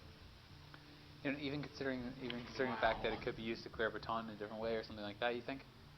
I mean, it could be, but you have Shield Slam, you have Execute. You know, you're thinking about Sludge Belcher, I think, for sure, but pretty clear-cut turn here for Pini, and it's really just fortunately for Dart, he doesn't have any pieces of combo left, so he just only got so much of pressure he can apply to the board. You know, he's taking a lot of damage here, but he's got to figure out a way to actually kill his opponent, because he's facing down 9, 11, 15. He's facing down 16 damage just as it is, so not only does he have to develop, but he has to get the damage done. I mean, he can Whirlwind Execute, he can start to deal with some of this. If he Whirlwinds, though, he loses his Grommash unless he chooses to go for Grommash right now, which I think he's going to go for Grommash right now. Like, it just looks to me like it's got to be just Whirlwind Execute. Grommash, Execute, yeah. Just risk it, I guess. What on earth I feel like you're right. On? I mean, I guess he just doesn't feel like he can, but I feel like he really has to go for it. I mean, how else are you going to kill your opponent? I mean, you have to be worried about Force another Nature, weapon in hand. Savage Roar, Swipe. Like, all of these cards have to be on your mind. You have to figure out a way to kill your opponent. You have another weapon in hand as well. I mean, you could put 13 damage in. You could put your opponent to 3 HP. Both of these players are really feeling pressure. Oh, he's going to trade with the Grommash. So that is the choice. He's really feeling the pressure. So he's going to clear everything up, I guess. He's going to use the Axe. He's going to trade the Grommash into the BGH. He's so worried about combo, but this doesn't stop combo from being a thing. Yeah. This is just... Okay, Force of Nature is drawn. Gosh, I mean... He's going to look to draw into something else. I mean... You know, he actually... I mean, Force of Nature is his way to answer this Grommash this turn, so he's got to... I mean, he's got to use that. And then this Yeti's going to come down for sure afterwards, and I got to think he's going to unveil the Shade, given the sequence of plays that just happened. Yeah. Would he have actually had lethal if he didn't clear anything? I think he wouldn't have had lethal this turn, right? So he clears 4 points of damage on the board, so we would have had 4. But either way, if Pini armored up, he would be 1 damage short of actually killing him with the Fiery War Axe. So it would have been 18 points of damage. Yeah. Yeah. Well, he's still in it, but just by a very small margin. I almost feel like you have to brawl. Oh gosh. Is that the friggin'? You have to. Don't say that. Don't say he's got a brawl. That's so brutal. What else do you do?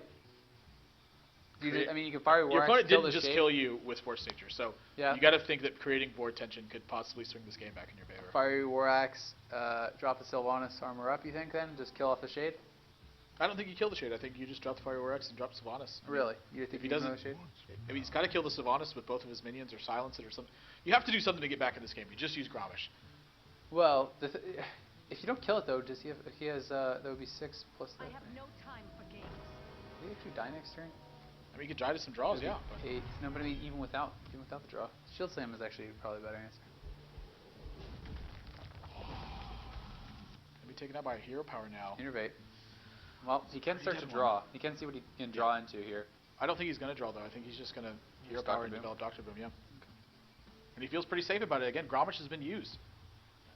I mean, I feel like using your Innervate to draw isn't even that bad in this position, though. What are you saving your Innervate for? Yeah, I think this is totally fine.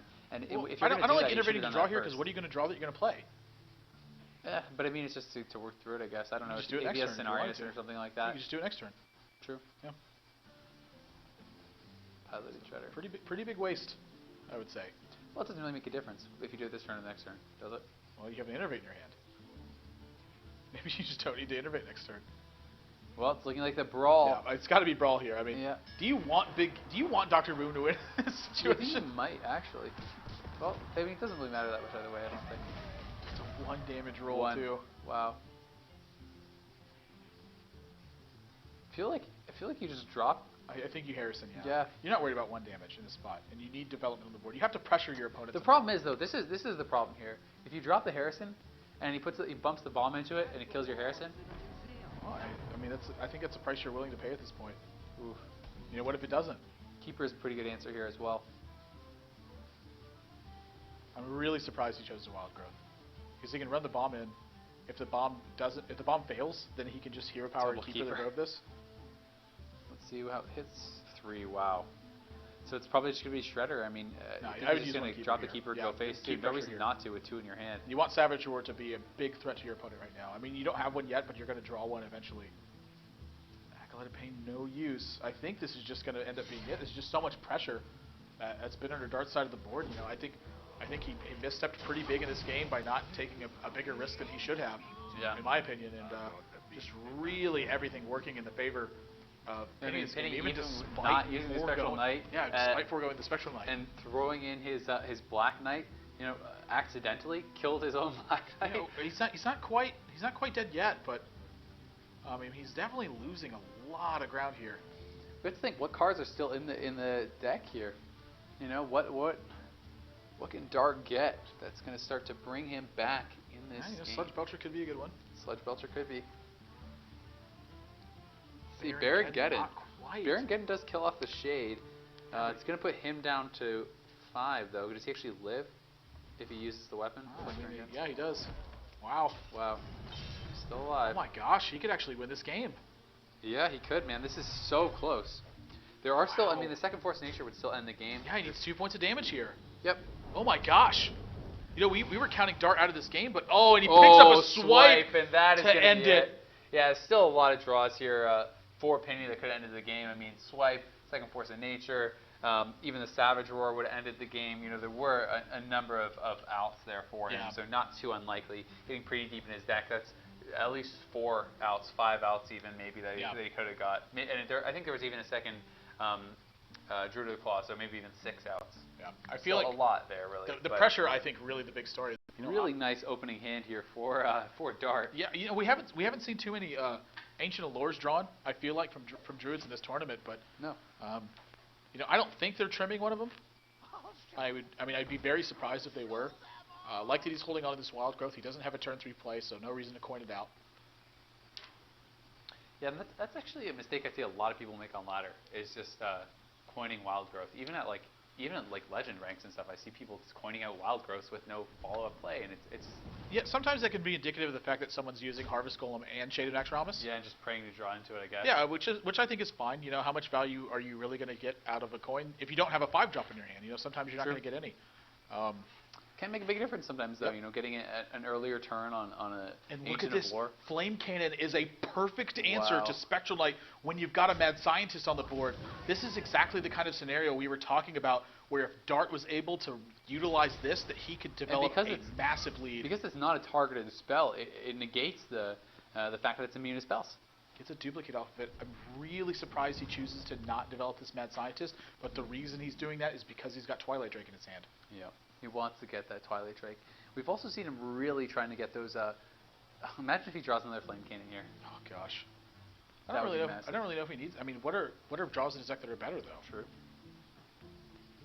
A lot of stuff he could pick up. You know, Arcane Hit may easily be one of those. He can just sheep also and ping sheep I really like. Just get rid of the Shade. So he's got multiple ways to deal with this. He's still got that other Flame Cannon in his deck too, and like we said, matching up so well versus these mid-sized minions that Pini's going to be playing with. I gotta believe Pilot Shredder would have been a blessing earlier, but just gonna have to go with that. Still quite a nice draw. Yeah, I think it's very good. But I mean, the fact of the matter is, I think it's just gonna be the Sylvanas now. You know, he's always prioritized in the games that we've seen getting that duplicated. So I really think we're gonna see that Sylvanas come down this turn. Yeah, I mean, I can't imagine really what you want to do besides play this. This Sylvanas right now. It's such a nice turn for him. That's why he didn't play the Mad Scientist. He had duplicate on the board. I'm an idiot. Yeah, exactly. Yeah, he didn't want to get that duplicated.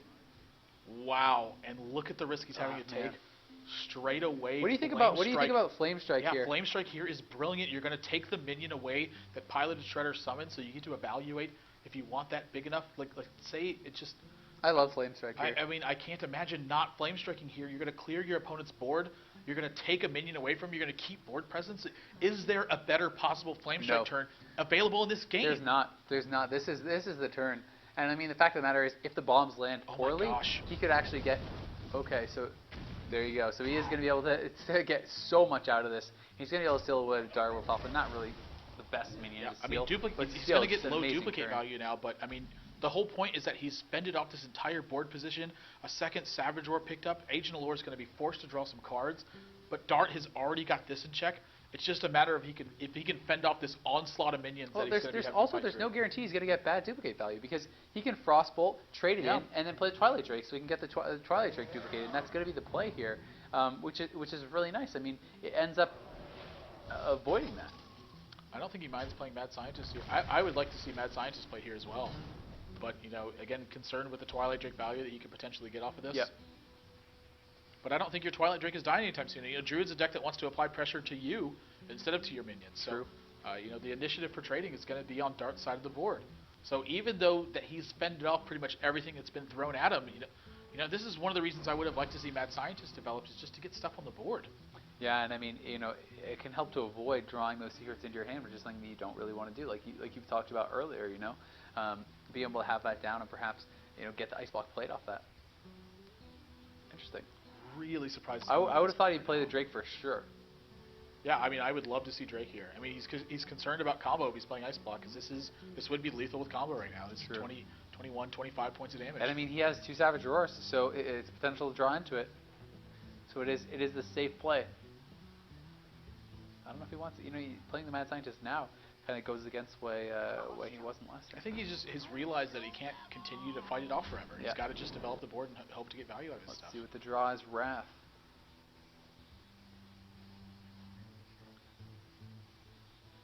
It's going to be the draw. I think it's going to be a draw. Yeah, it should be. Swipe is quite nice here. You can clean it all up. Yep. And very diligent to make sure that the Mad Scientist is what's duplicated as well. Yeah, in this case, I don't think the Drakes are even really that powerful to get duplicated because his hand is kind of light, but still.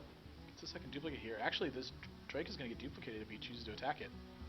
So going to get 2 duplicates. I'm sorry, going to get 2 Twilight Drakes out of this as well, and those are going to be pretty hefty. But again, facing down a lot of damage at this point. I would love to see that Wild Growth first as well. Going to hold on to the excess mana. Nope, he's not going to. See what he draws. It's an Innervate. And I mean, double Savage Roar. Wow, hang on a second. That Frostbolt draw, I think that's changing things a little bit here. Well, I mean, you could just probably double Drake and Frostbolt.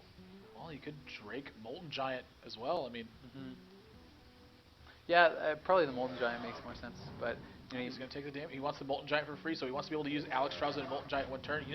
If 4 more damage gets pushed through here and it doesn't pop this ice block. Wow, are you kidding me? Wow. He's not going to Frostbolt that?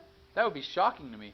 Okay, so if he doesn't Frostbolt this, what he's hoping is that his opponent goes for lethal, doesn't have an answer to this board, and he's going to counter lethal with Alexstrasza. That's what he's looking at right now. Yep. Wow. Dart going to take a big risk here. And Pini, is Pini going to take the bait on this? He picks up a taunt, but a taunt's not potentially not enough in a situation like this. Yeah, let's see. I mean, this is. Oh my gosh. These are some hard decisions that have to be made by these players. I mean, a lot of pressure on the line here. A lot of different ways that you could play it out. Is Pini going to spot the trap that Dart is trying to set right now? Wow, man, this is tough. He needs to start clearing. Let's see what he's going to go for. It is going to be taunt. Both have as well. Ice Block's not going to get popped this turn. This is going to be so much potential damage on Pini's face. The Ice Block is just sitting there. Oh my gosh. Wow. All right, let's see what the draw is. If that comes into play, Sunfury Protector. The thing is, Sunfury Protector, I don't even know if you want to taunt up with the risk of Black Knight.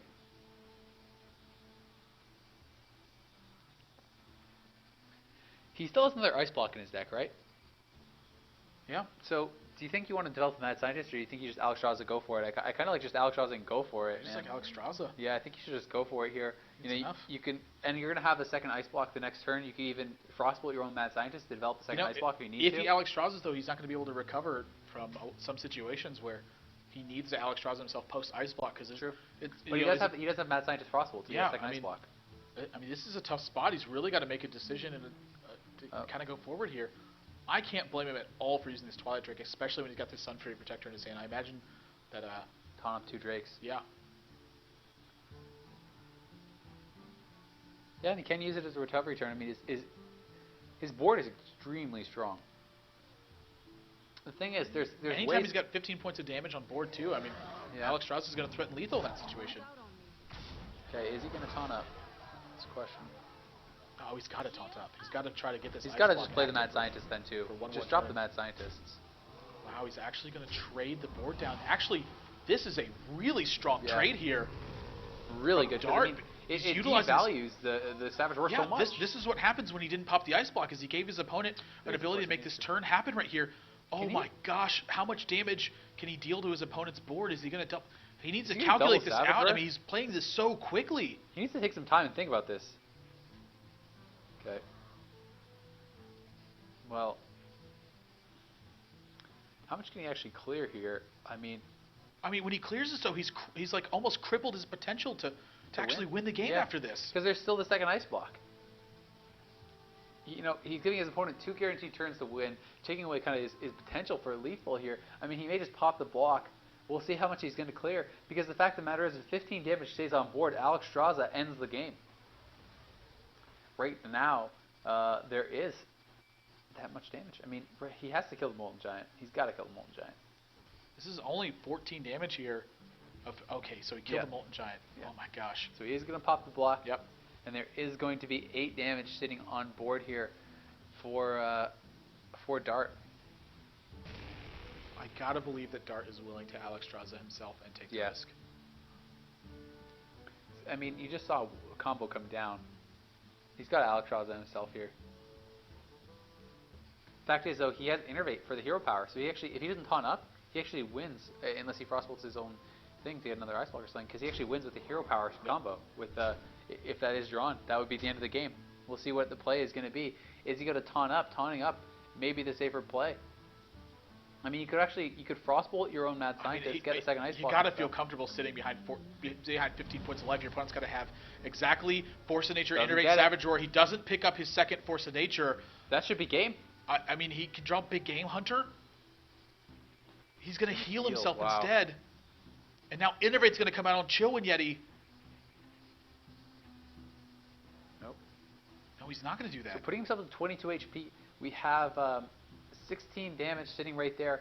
3 more, so 19. We have second Molten Giant gets picked up, and there's so much pressure on the board from Dart. I think he may be able to lock Pini out of the game in just a few plays. He's gonna establish his second ice there block. There goes the second ice block. Frostbolt's going to come out. Yeah, I mean, he doesn't have to kill him this turn. He can just set up his taunts. There's almost no way for Pini to come back now. If he just gets a double taunt out here, he has his ice block up. Can just clear this Ancient Allure off the board. And I mean, he's looking so good right now.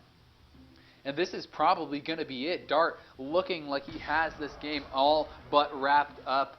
It is going to be the 4-3 victory. It's looking like. I don't think there's any way that Pini can draw out of this game. I mean, look at how much presence is on the board. I gotta believe you want to just kill the Ancient Allure. Yeah, you just don't want to kill one of your big minions. Yeah. Wow. Okay. He's going to use the hero power instead. That's fine as well. I mean, it just saves extra damage for you. You can just play Mad Scientist. You taunt up your 2 worst minions and just move forward. And that has got to be that. What Pini. on earth can he do to get out of this situation? He needs like Poison Seeds, like Starfall, and then Black Knight comes down. He can innervate up a taunt, but that is not going to be enough here. This should be able to do it here for Dart. Dart is going to be your 3rd place finisher here. He is going to win it. Yep. There is the concede from Pini. Pini battling back valiantly, comes right to the edge. So close, but oh my God, what a finish there for Dart. He's got to feel so happy about that. Is going to secure the 3rd place finish.